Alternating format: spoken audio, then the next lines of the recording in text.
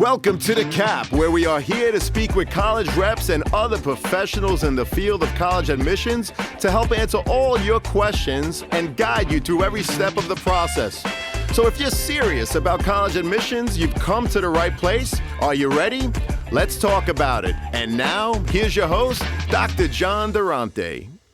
Welcome to The Cap, the College Admissions Process Podcast. I am your host, John Durante, and I am here to introduce you to college admissions representatives and other professionals in the field of college admissions.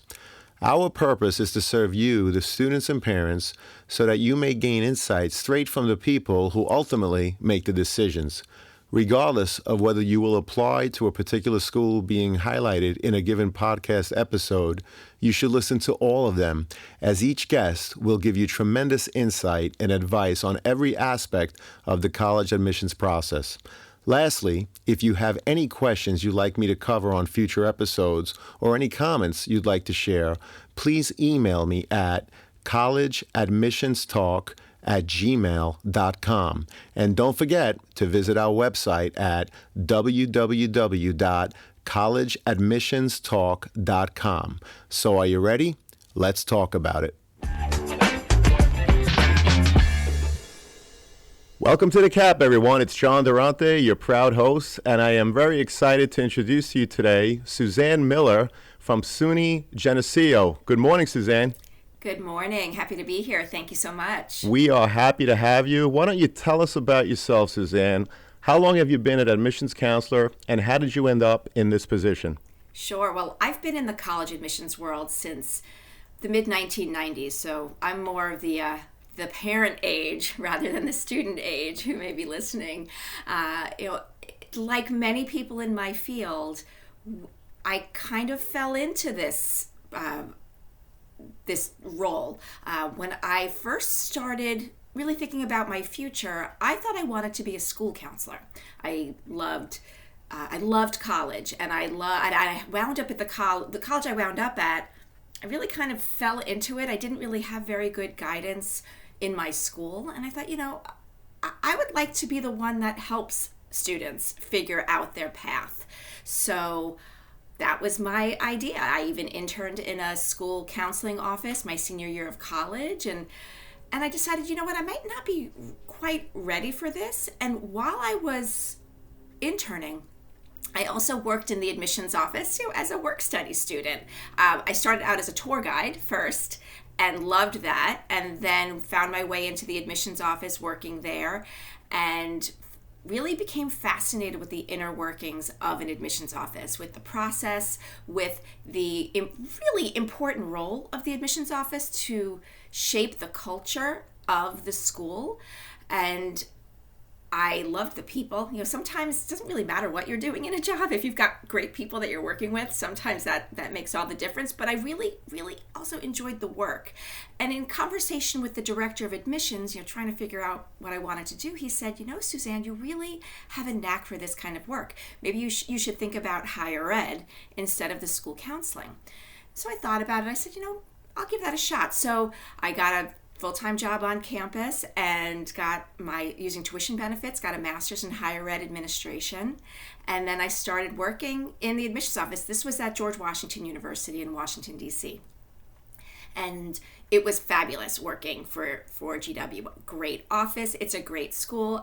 My territory was Long Island, so I grew up on Long Island, so it was great to have reasons to travel home. And I traveled all over, and GW is still very popular on Long Island, so to be able to represent a school where students just come running, it was great. And then life happened. Got married, had a couple kids, took some time off, and I moved up to Long Island to be closer to family. And when I really felt like it was time to get myself back in the game of something, I started an independent college counseling practice, because I had all of this knowledge of college admissions, and I had my master's in higher ed, and I thought, I gotta do something, because I read thousands of applications, traveled all over the country, had all this great knowledge. So I started that. I started visiting colleges like crazy. I probably hit about 200 colleges in a matter of a few years, went to conferences, and thoroughly enjoyed that. And people liked what I did because everybody that came to me was a referral from somebody else. But then I realized, what I was doing was really the difference between the haves and the have-nots. I was helping people who had the means to assist their kids. And what about the others? What about the ones that needed a little bit more guidance? And so I thought again about that school counseling dream or goal. I went back to school while my kids were little, and I was still working part-time as an independent counselor, and I got my degree in school counseling. And I did work in schools for a while, but didn't quite work out. Couldn't quite land that public school job. It's a hard market, and I did work in some private schools as a school counselor, but still it wasn't the right fit for me. And then in 2017, I attended the New York State ACAC conference, which is the New York State Association for College Admission Counselors. That conference happened to be located at Geneseo. I had never been there before. So I go up to Geneseo for this conference, and I was blown away. The campus is beautiful. The people I met that worked there were smart and so nice and so... I felt like they were my people. It was just weird. I had just felt this very strong connection. The students that I met were phenomenal, bright, motivated, interesting. And I left that place saying, wow, where has this been all my life? And then just a few months later, I saw a job posting for Long Island admissions counselor for SUNY Geneseo. And I said, wow, that is my job. And I applied for it, and this was back in 2018. And it was so interesting because so much of the job, the traveling to Long Island high schools, it was like riding a bike. Except this time my bike has GPS. Back then it didn't. And I've really just enjoyed getting back in touch with my Long Island high school roots and working with the families and the counselors. And it's a phenomenal fit. I couldn't be happier. So that's... So I've also been a parent, by the way, of college students. So I really have a 360-degree view of this admissions process, which really helps with my job. I've worked as an admissions officer at a private university. I've worked in schools. I'm a parent of college students, so I've gone through the process as a parent, and now I'm back working for a public school. So really, I have a lot to bring to the table, I think. You definitely do, and I love how you explained all of the resources that you're going to be able to bring to us, and that's why we put programs like this together, because those resources are going to be shared with all parents on Long Island and beyond. So thank you for that great introduction. Oh, you're welcome. So what is it about SUNY Geneseo that makes it appealing for students to want to apply?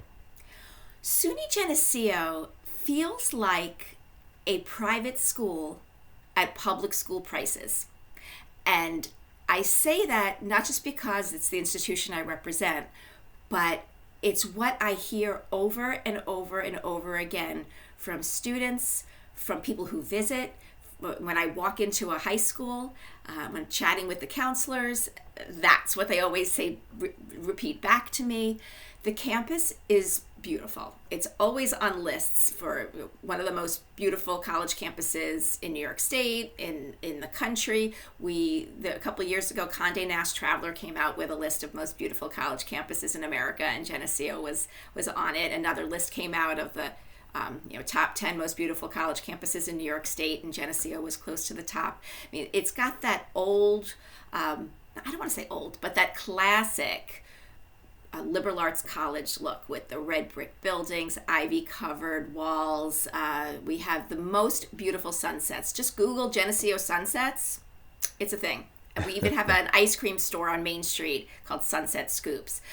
Talking about Main Street, and right next to the campus, we have a charming little town, about 60 different shops and restaurants, all little independent shops. Many of the proprietors either attended Geneseo and never wanted to leave, or lifelong residents of the town of Geneseo.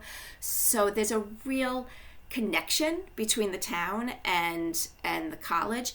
The town is actually a registered national landmark. Only 24, I think, communities are have that distinction. So what you get is this whole community of a beautiful campus, a charming town, and then it kind of sprawls out into a really charming old neighborhood full of Victorian homes. It has this real, like you really feel like you're transported to a new place when you're at Geneseo. Okay, so the setting is beautiful, but what about the academics? We're known for academic excellence. Geneseo is widely thought of as, the honors college of the SUNY system. We're part of the State University of New York. There are 64 campuses of SUNY. We've got the university centers. We've got the state colleges, the comprehensive colleges. That's where we fall. And we're really widely thought of as the cream of the crop of the comprehensive colleges. We are an undergraduate institution. Student population of about 4,800 students. Not too big, not too small. I kind of think of it as that just right, almost like that Goldilocks, just right size, where you'll never know everybody, but as you walk around campus, you will always bump into people you know. Professors will know you by name. We have small class sizes, lots of individual attention, and it's important to point out why being an undergraduate institution is important. We're known for this academic excellence. We're known for incredible academic and leadership opportunities for our students. And it's all for the undergraduate population.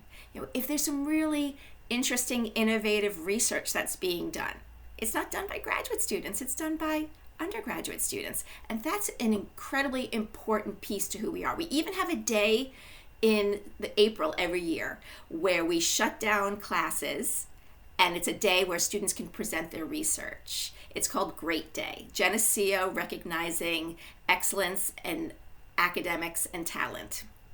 And I might have gotten that acronym wrong, but it's something like that. And students present their research. They present performances that they've been working on. It's a whole day of just celebrating this this excellence in academics, in arts, in there are dance performances, music performances. We really focus on that, how we can help students become the best that they can be.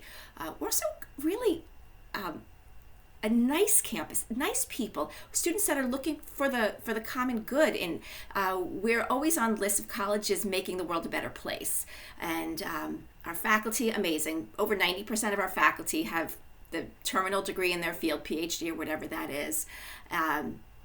And our academic programs, we're really well known for the sciences. We are a pre-med powerhouse. And any student who's interested in going on to medical school, think about how expensive medical school is. If you can come to a SUNY school at this incredible value, whether you're from in-state or out of state, our in-state tuition, room, board, everything, it's about $25,000 a year. Add another $10,000 or so on top of that for an out-of-state student. The value, it's amazing. It's an amazing value. And like you said, the academics are phenomenal. Yep. And you're in the heart of the Genesee Valley, which is beautiful. It's a beautiful place to visit. Spectacular, for sure. Yep. And just a couple other academic programs I want to throw out there before we move on is certainly education. There are thousands and thousands of teachers out there who were educated at Geneseo, all the way from early childhood education all the way through high school. We've got early childhood, special ed. We have adolescent education in all the core subjects. English, math, social studies, science, Spanish and French, and we even have master's programs. We do have a few. I was talking about our undergraduate population. We do have a couple of graduate programs. I do have to mention we have master's programs in education, and we do have some 4+1 programs with that, so you'll know right from the beginning if you're in for that master's. We also have our business school is AACSB accredited. Only about 6% of business schools worldwide have this accreditation, and we've got it. We have and we keep adding majors to our business school. It's so fascinating. We've got business administration, accounting. We have a 4+1 program with our accounting, so you can come and you'll be eligible to take that CPA exam. We've got finance, data analytics. That's a brand new major. We have economics. And great connections with faculty. We've got a Bloomberg trading room, and connections with alumni. We have the #1 physics program in the country among comprehensive colleges. If you're interested in physics, actually, I think we have a Syosset graduate who's a sophomore or junior right now in our physics program. I remember coming to visit Syosset, and we sat at the table. He was like, "My teacher told me to come here. I don't really know anything about Geneseo," and he's there as a physics major. We have a particle accelerator in our science building. It's a state school. Come on. That's amazing. It really is an incredible value. I mean, I could talk for many, many hours about the school, but I think that's it in a nutshell. Well, thank you so much for that very comprehensive introduction. We really appreciate it, and I'm looking forward to learning a lot more. How many applications do you actually receive a year, and do you represent a specific region? Sure. We've seen some interesting trends, in this time of COVID. We've seen ups and downs over the past few years, but we typically receive around 10,000 applications a year. Wow. We with our overall population of, under 5,000, we look to bring in a freshman class of about between 1,100 and 1,200. We do bring in a good number of transfer students as well, so our new student population is not restricted to first-year students. And I'm the initial reviewer on just about all applications from Nassau and Suffolk counties. And it's a lot. It's a lot. We're very popular on Long Island. About 20%, at least 20% of our student body come from Long Island. So while there's a lot of students that come from other areas of the state and from other states as well, a good chunk. That's why I'm here. That's why I'm actually based on Long Island. I live on Long Island, so I can be boots on the ground and go to as many programs as I can and meet with as many families and students as I can. So what does that mean? If I read Nassau and Suffolk County, I read between about 15 to 1,700 applications a year. Wow, 15 to 1,700 a year. That's amazing. Yes, it's a lot. It's a lot. So can you walk us through that process in terms of how you will evaluate so many applications? Are there teams of people representing different regions? If so, how many applications is each group working on? Just give us a little bit more insight in terms of the overall process. Thank you. Absolutely. Well, I am the initial reviewer on Nassau and Suffolk County. So we break it up by county. You'll often find with SUNY schools, the territories are broken up by county. I only have 2 counties. Some of my colleagues have 7 or 8 counties, but that's because they're not as populated as Nassau and Suffolk. And I review them one at a time. What can I say? One at a time. And we really do review them holistically. That's one thing I'm really proud of, our admissions review process, because we carefully review each one. The first thing I do is, I look at that transcript and evaluate the transcript. And the benefit of us reading regionally like this and reading the territories that we travel to is that I've developed relationships with the different high schools that I've visited.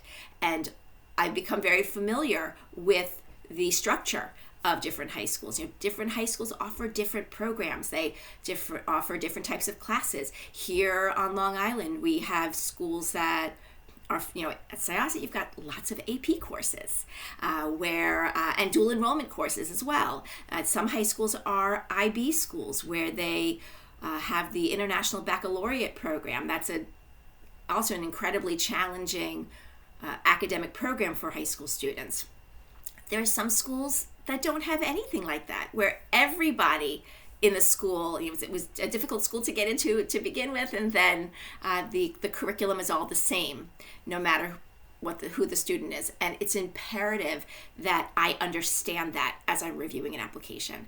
Also, the weighting system at different schools is it's wild, the different types of weighting systems. There are high schools out there that weight to 110. There are high schools that don't weight at all. And it's very important that when I'm looking at a GPA that the high school provides, that I understand that.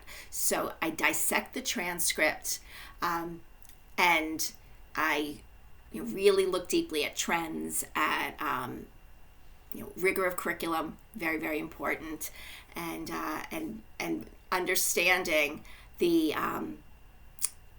high school, very, very important. Now, how do I read so many? Well, we start reading applications as early as November, because a lot of students are really on the ball and get their applications in. And we know that's probably because they're applying early action to other schools and their Common App is done. So they're saying, oh, I know I'm applying to Geneseo, so I'm just going to get it in. And it's a lot. It's intense. And I do want to go back and talk a little bit more. It's more than just the transcript. Let me go back a little bit. So dissecting the transcripts, evaluating that rigor of the curriculum. And, we get a GPA from the school, and we look at that GPA, but guess what? We kind of create our own GPA. That was going to actually be one of my questions, whether you take the high school GPA and take it at face value, or do you use your own metrics to, develop a Geneseo GPA, if you will? So we do. So please walk Yes. us through that. That's very interesting, something that people want to hear about. I'm happy to elaborate. Sometimes I look at a GPA and like, oh, look, this is a 93 GPA that fits right in with our students. But then I look carefully, and there are some very strong grades in electives, and then the academics are weaker. So what we do is we take those core subjects: English, math, social studies, foreign language, science. And we, as I said, we really dissect it. I will count the number of A's, B's, C's, D's, F's sometimes, and we come up with our own core GPA. And I think that really helps to level that. There's some, as I said, some schools weight to 110. So a 93 average at that school versus a 93 average where the highest is 100, two entirely different transcripts. So we really have to focus in on that, and I'm very proud that we have the time to do that. So that's very, very important. And we look at trends. Did it start low in 9th grade and then picked it up, or the other way around? And we know that this time of COVID, wow, transcripts have been wild. And I've asked for mid-year grades for more students this year than I ever have before, for a couple of reasons. One, these students, they had a normal 9th grade. 10th grade was disrupted. 11th grade, who knows what kind of situation they were in. Some were fully remote. Some were on again, off again, remote, in person. And so sometimes students have started out really strong, 9th and 10th, and then tanked 11th grade. Want to see if they've rebounded. Also, some students had really kind of rocky 10th and 11th, but then, 9th and 10th, and then 11th is suddenly stellar. I'm like, that seems a little strange. Let's see if that we're holding up with that, and we get the mid-year grades. We look for clues. We look for inconsistencies, and sometimes we need to know more. And so we'll send messages to students to say, hey, can you give me a little bit more information? This is the Geneseo way. This is not necessarily, a larger school might not have time for this. So the transcript is the most important piece. Now, you want to hear a little bit more about how we look at the rest of the application? Yeah, dig just a little deeper on that. And then the next part of the question is going to ask, of course, what is the profile of the current freshman class? Thank you. Absolutely. Yep. The application itself is very, very important. We're more than just the grades. We want to see the rest of the picture. And we're looking at the quality of your writing. We're looking at the overall look of your application. Do not de-emphasize the importance of that overall look of the application. Are you using proper capitalization? Are things spelled correctly? Did you proofread? I think you just got the attention of every English teacher out there, Oh, good. I mean, it's unbelievable. I actually run an hour-long webinar that's very well attended. I've done it many, many times, and I've actually done versions of it at many high schools around Long Island. It's called Application Do's and Don'ts.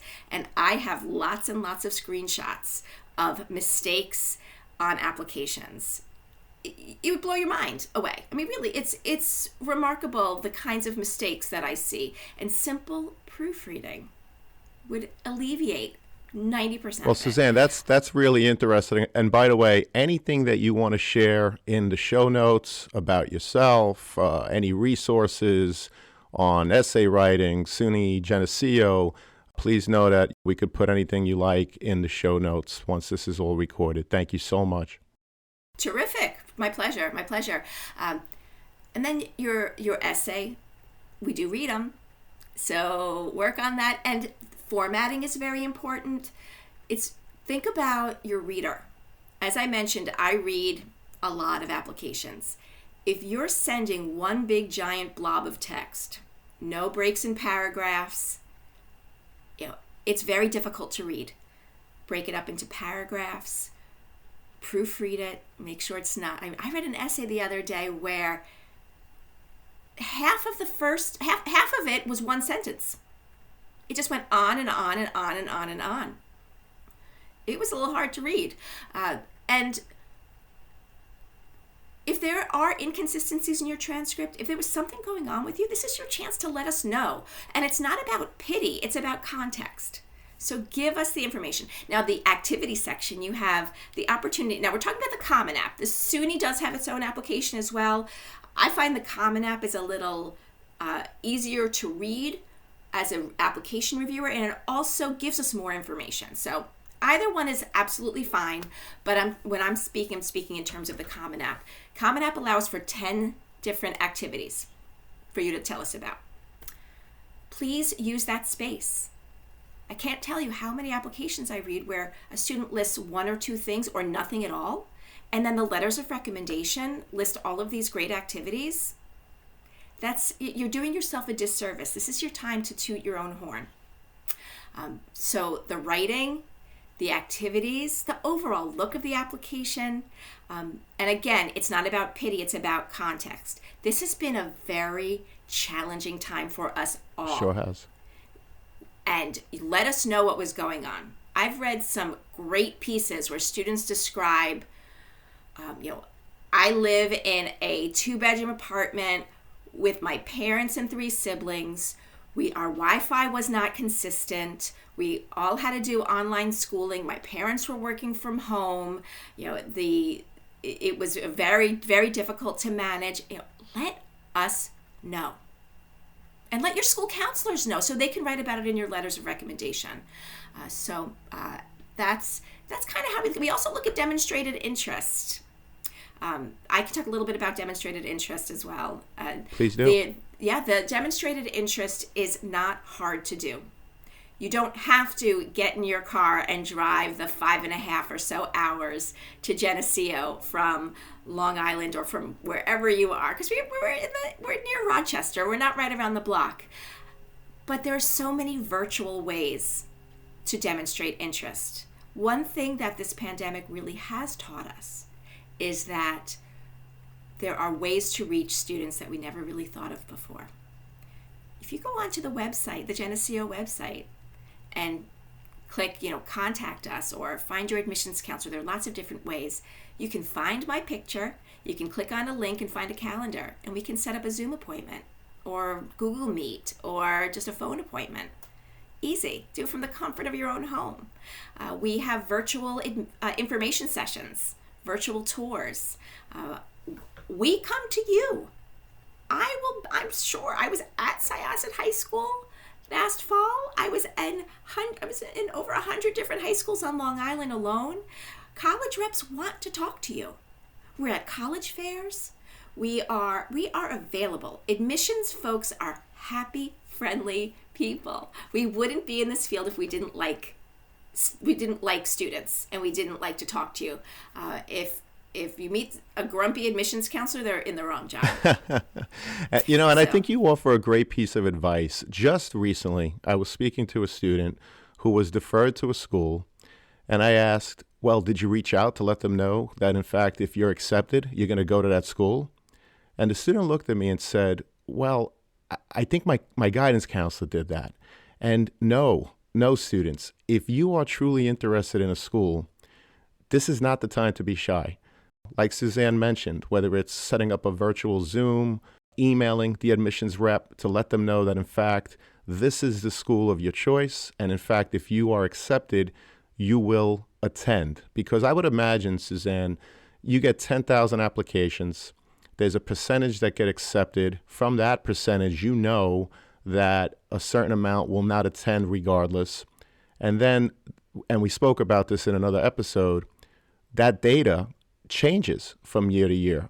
So the process, I can't even imagine how difficult it is on the college's side because you don't know who's for real or not. But I guess just encouraging the students that if they're for real, if they really want to attend a particular school, showing that demonstrated interest is so important. So thank you for sharing that. I really appreciate it.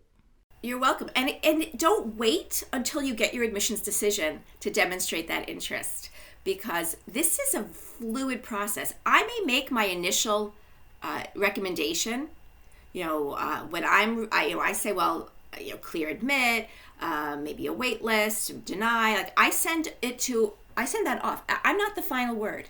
That then goes to a small committee of folks that have at a higher pay grade than I am, and I've seen different decisions. Not my recommendation for one reason or another, which I respect.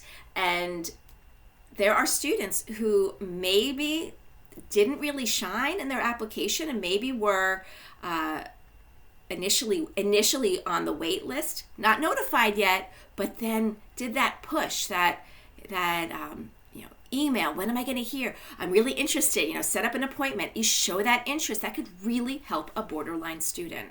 And I've seen students be moved from waitlist to admit before they even know that they were initially on that wait list. That's tremendous insight and great advice. Thank you again for that.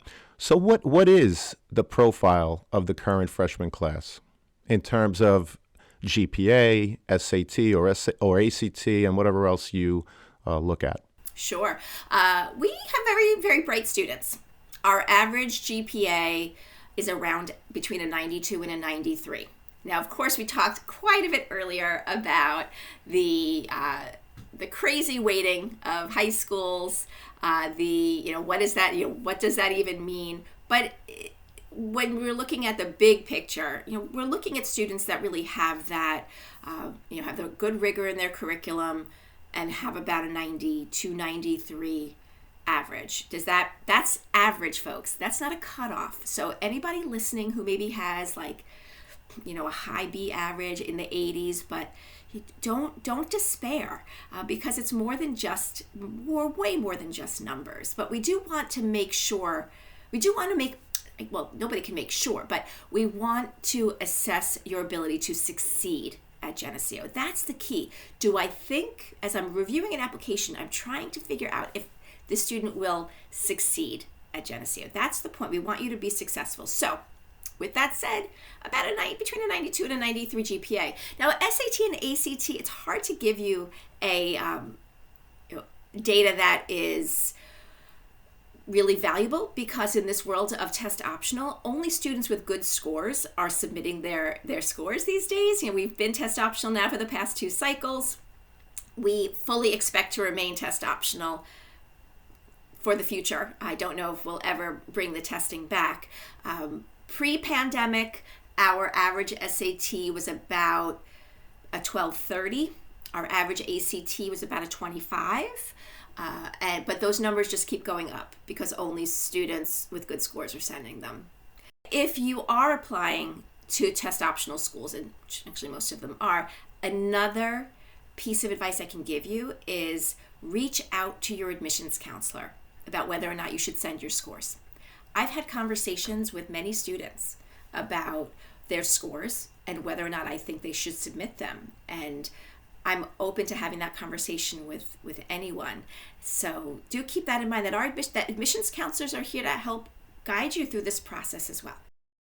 Excellent advice. And my question was going to be, does leaving out the test scores in schools that are test optional, such as SUNY Geneseo, influence financial aid awards on the merit-based side? No, we actually don't even use it at all. even if students submitted their test scores. We do not use the test scores at all when determining a merit scholarship. Well, that's good to know. I know that a lot of parents have actually emailed me on that question and inboxed me on social media, so I just had to ask, and I appreciate that insight. Yeah. How important are students' grades in senior year? And can you give an example of why a student's senior year grades made you change your mind regarding their admission status? Senior year is important, folks. High school is 4 years, not 3. I've heard several students say, "Oh, I'm a senior now. I can, take it easy." Nope. That's not the case at all. And for a couple of reasons. Again, I mentioned high school is 4 years, not 3. But if you take it easy your senior year, your brain is a muscle. You're not really flexing those muscles. You're not using those muscles. So when you get to college, it's going to be even harder for you to really succeed. So let's keep up the good work. As I mentioned, rigor of curriculum is very important. So keep up that good work. It's so funny. Sometimes I see students kind of, what I say, pulling a Hail Mary. Maybe their 9th, 10th, 11th grade rigor wasn't so great, and then suddenly they have 5 or 6 AP courses their senior year. And I think, whoa, are you really ready for that? Like, are you setting yourself up for success there? Maybe pull back a little bit. Know your strengths. You don't have to do that, but definitely keep up with the core academics. When we are reviewing here's an important piece of information. If any folks are listening to, with younger high school students, I strongly encourage you to stick with foreign language. When a student has 4 years of a foreign language, of the same foreign language on their transcript, at Geneseo at least, that waives you out of your foreign language requirement. So, stick with that foreign language. So, senior year grades. I mentioned earlier that sometimes it's, we've been asking for senior year grades more than ever. So that really can make or break a situation. Like, I've had students who had, pretty good 9th and 10th grade, and then 11th grade was really rocky. It's been a wild couple years. And so I said, let me see your mid-year grades. Let's see if you've rebounded. And the mid-years come, have not rebounded. So that's where, my gut reaction of not ready is correct. Sometimes those mid-year grades come in and the student has rebounded. So then, all right, then it moves in the right direction. So yes, very important. Also, every letter of admission that students are going to get, it's not congratulations, you're in, it's guaranteed, it's done. Every letter is going to say some version of this.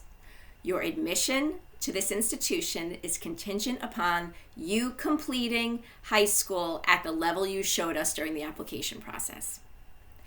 I have seen students' admission get rescinded, meaning taken away, if those senior year grades really tank. I've also seen students get placed on academic probation, to start college, not a great way to start. And I've also seen students get letters saying, you know what, you don't seem ready for college, so come back to us in a year. Go, show us that your maturity level is up to par, and maybe you can come back to us in a year. So those are important examples and great advice. Taking world language for 4 years is certainly something that would benefit a student if they're coming to SUNY Geneseo. They would be exempt. But also building ramps, like you said, if you're taking not so rigorous a course load and then all of a sudden in senior year you decide to take 5 APs, you're right, that might be too much of a jump for some students. But to be mindful of, you have 4 years of opportunities in a high school, build the ramps and progress at your pace, and it's going to be different from student to student. I know we spoke about college essays earlier, and you talked about content and not having run-on sentences. What about examples of an essay that really stuck out with you in terms of the topic, in terms of saying, wow, I really want to meet this student? Sure. There are so many. I've read so many. And not only have I read so many, I've also helped so many students write their essays. And some students feel like they have to have a huge story to tell. they don't have to have a huge story to tell. Thankfully, the majority of students out there have been living a pretty uneventful life, and that's okay. And some essays that I've absolutely loved have been those slice of life essays that are not about a traumatic event or a major life event. One student I helped years ago, this was one of the greatest essays. The whole essay was about how she and her friends were trying to eliminate the word like from their vocabulary. It was funny, it was lighthearted, it was in a teenager's voice. It was fantastic. She got an early decision to Vanderbilt with that essay. So you may think it's a silly topic, but there are no silly topics. It's about how you write them. I've also read some incredibly powerful pieces. There's been a lot over the past few years about a lot of social justice issues have come up in the past couple of years. And some students have written some incredibly powerful pieces about how they have been involved with social justice issues. Many students of color have written about their life experiences. Students who are first generation, meaning their parents didn't go to college, write about the importance of education in their families. But this is not a time, though, to shock us, though. Stay away from profanity. I say it because I've seen it. You're kidding. People actually use profanity in the college essay? They do. This is a G-rated podcast, so I won't repeat what was said. But maybe when we're done recording, I'll let you know. There was a student who detailed a very invasive medical procedure that he had. I think that was for shock value. Did not need to know those details. There's got to be something else about your life that's interesting. I would say the essay topics that make me kind of go, oh, here we go again, are I didn't make the team, and then I worked really hard and I made the team. Right. I tore my ACL, and so I had to go to physical therapy, and I couldn't participate in sports anymore, so now I found a new love of Model UN. Right. Those stories are important to the student, and I recognize that, but those are topics that have been done over and over and over again. So there are really wonderful resources out there to help students with the essay. They're free resources. I run a essay writing webinar in addition to my application one that's also through Geneseo, but there's a great website called the College Essay Guy. Take a look at his stuff. A lot of free resources there. And remember, this is also a place to create context for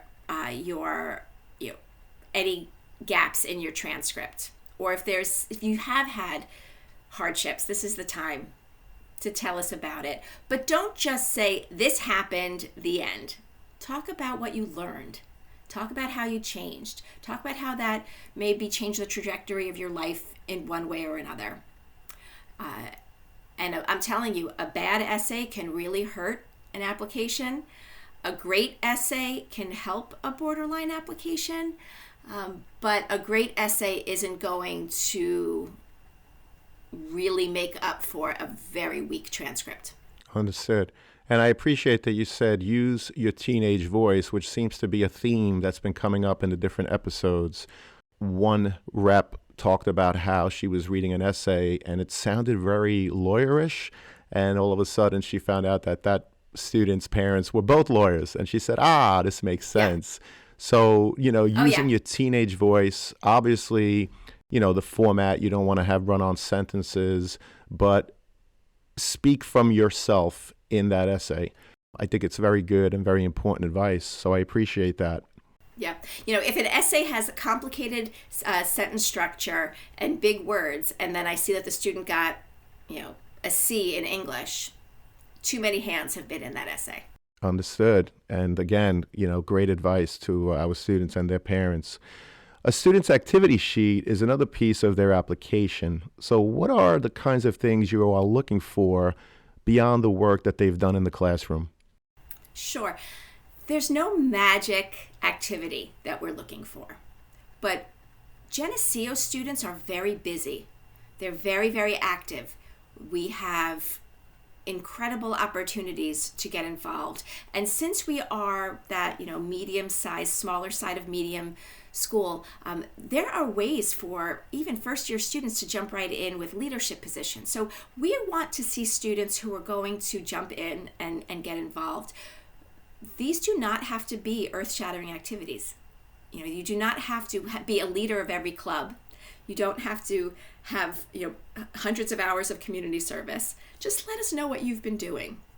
And every application tells a story. So often when I see students who are, especially if they're applying for education, a lot of times they have activities that relate to that, whether they've been a camp counselor or they babysit, or maybe they work at a preschool. Your application tells a story, but this is your time to let us know about your activities. Don't think, well, they're not going to really care that I worked part-time at Old Navy. Yes, we do care. We want to see that you have the time management skills to be a good student and still have a life outside of the classroom, because those are the kinds of students that will succeed at Geneseo. If you have been involved with an activity or a hobby that maybe isn't structured, you don't have set meetings, but we were all cooped up in our houses for quite a long time. I've read some really interesting activity lists where students picked up the ukulele and using YouTube videos learned how to play the ukulele.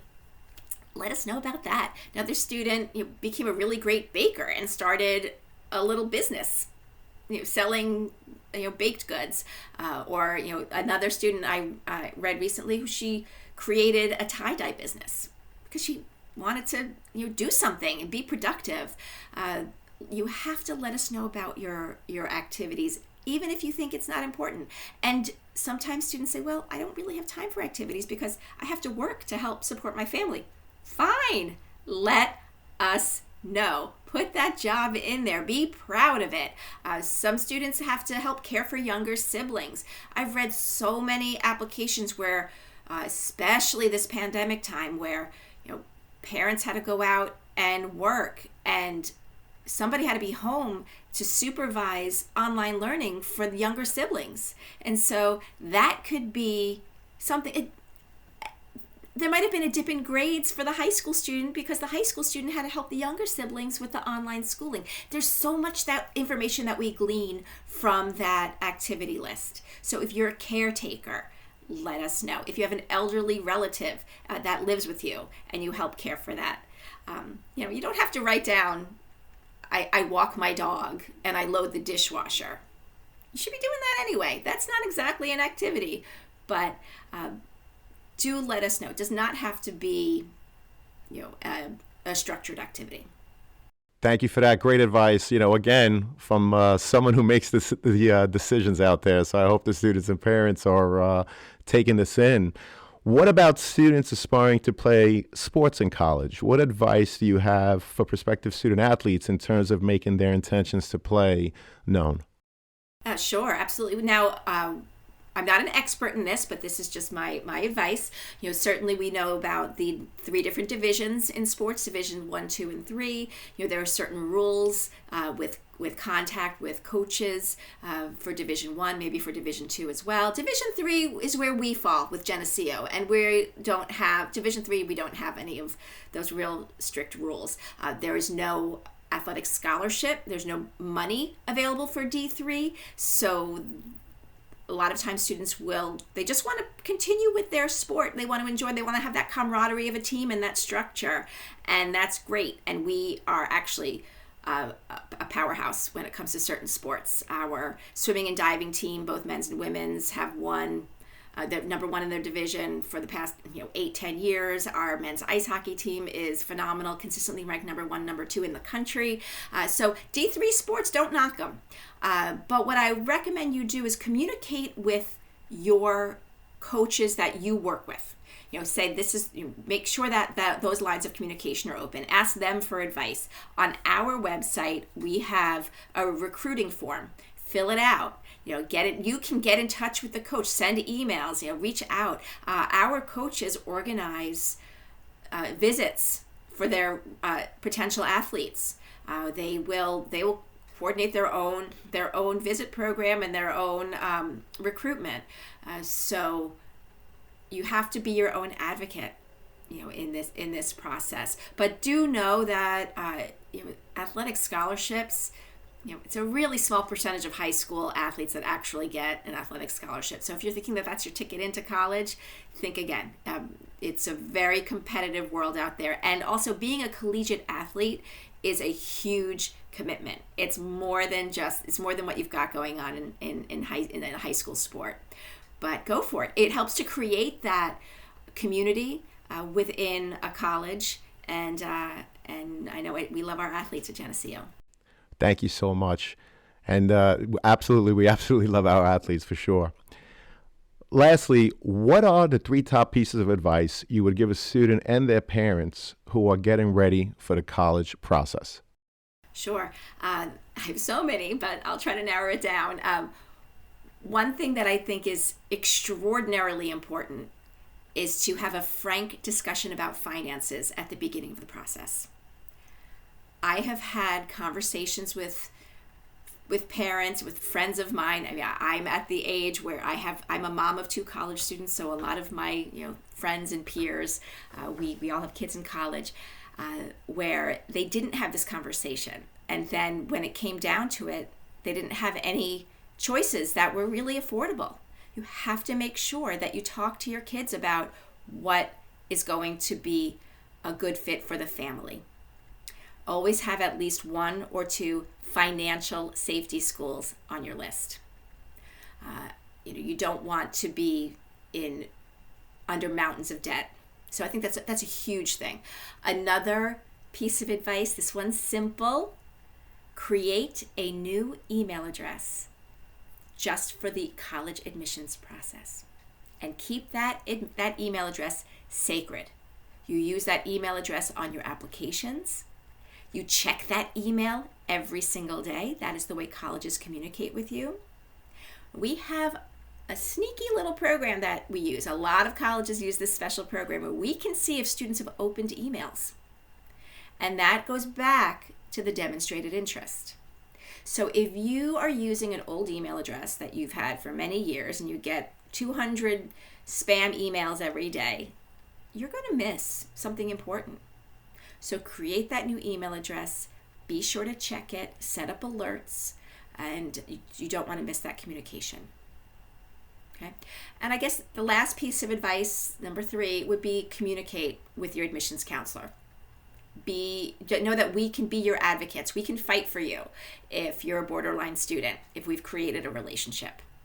I think those are 3 tremendous pieces of advice. First of all, from the very beginning, talking to the family about the finances, where you can go, where you can't go. So important to have that established early so that there's no confusion later on in the process. I love the fact that you talked about the new email address. I'm thinking of my old, I'm going to give my age away here, but my old AOL account where I probably get about 1,000 spam emails a day at this point. And you're absolutely right. It's so easy to miss emails in an email like that. And I have.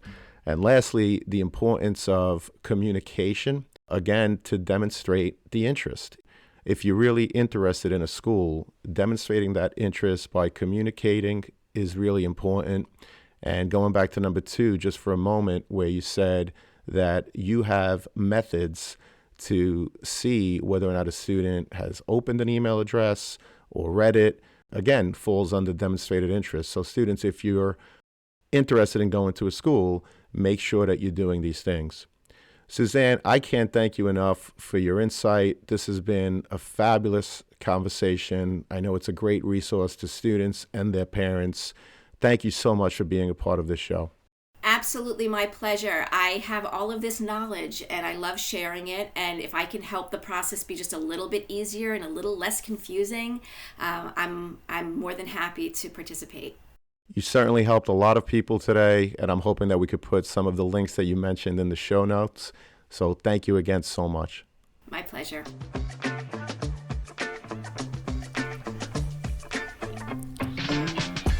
Thank you for joining us on this episode of The CAP, the College Admissions Process Podcast. We hope you enjoyed the show. If you did, please don't forget to tell a friend and follow us on Facebook, Instagram, Twitter, and wherever you listen to your podcasts. I am your host, John Durante, and I look forward to seeing you on the next episode of The CAP.